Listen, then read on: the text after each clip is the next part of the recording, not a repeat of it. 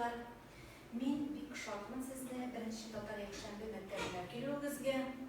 Бүген дәрестә балалар сезнең белән татар хатын-кызның милли киеме белән танышып үтәчәкбез.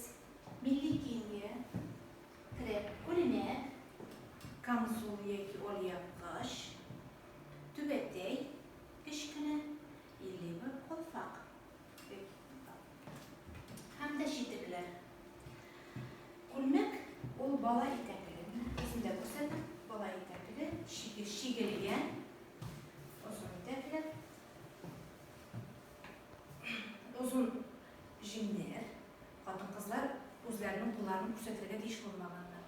Олы яшьтәге татар хатын-кызлары мондай камзул кигәннәр, әле камзул.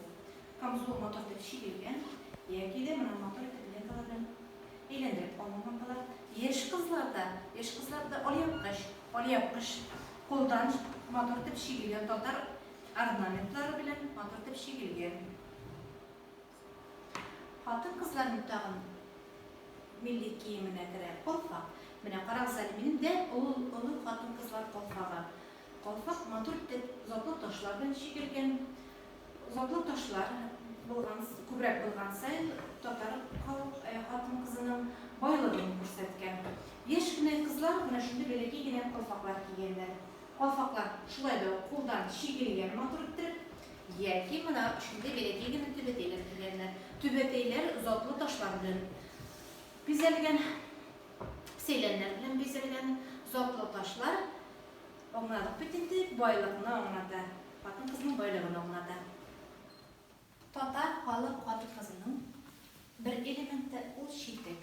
Читекләр кәҗә тиресеннән ясалган.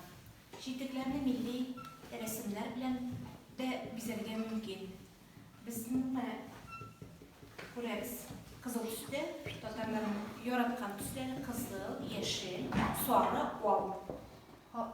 Иратларның киемнәре булып тормаганнар. Шулай аларның күлмәкләр татар узырлар белән бизәлгән, тегелгән, шигелгән, мотор итеп, камзул шигелгән, түбәтәй, билбау. Хатын-кызларда билбау юкмы? Иратларда гына билбау бар.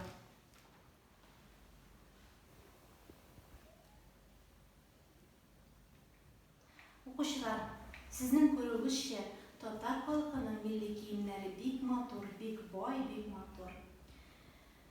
Бу милли киемнәрне күбрәк бәйрәмнәрдә киелгән.